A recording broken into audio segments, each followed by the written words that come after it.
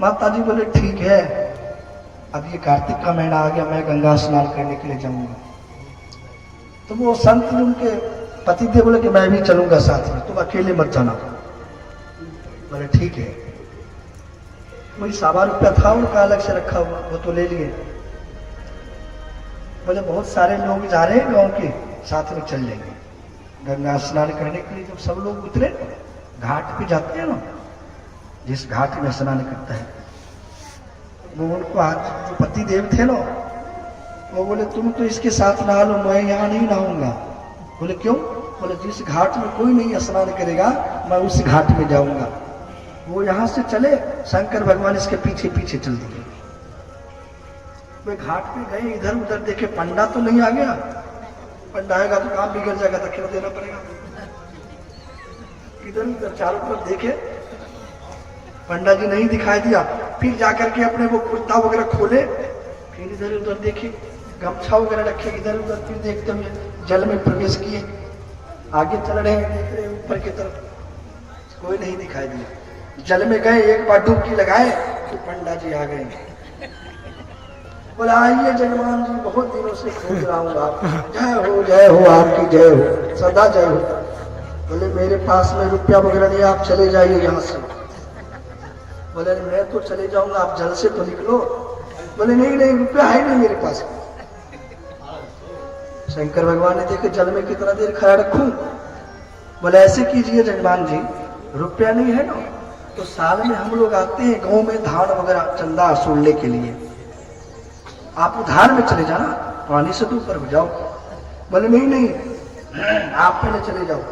बोले कोई बात नहीं जजमान जी, मैं खाता निकालता हूँ, आपके नाम से बनाऊंगा। वो उनका नाम लिख लिए, गांव ठिकाना लिख लिए।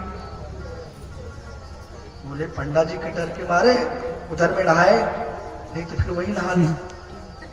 जिससे डरे वही पीछे लगे।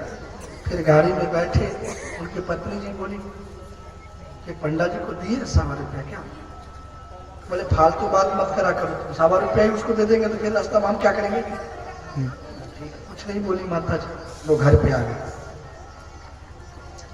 घर पे आए, बस 1 महीना के बाद में अगहन महीना आ गया। वो शंकर भगवान पंडा के रूप में आए, झोला सोटा लेते हुए, जजमान जी की जय हो, जय हो।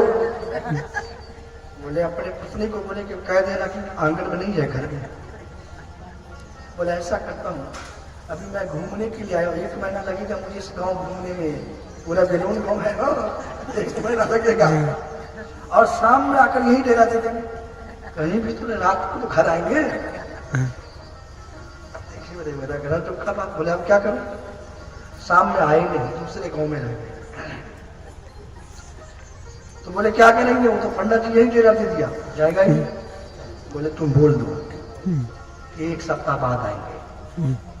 तो बोले हम तो बोलते हैं कि 1 महीना लगा घूमने में, तुम 7 दिन क्या बतावे? तो शंकर भगवान थे, बोले कि जजमान जी कब आएंगे?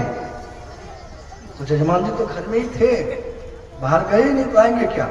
इसीलिए वो डेरा देते थे दरवाजा पे, कहीं से तो दरवाजा होकर जाएंगे। फिर बोले क्या?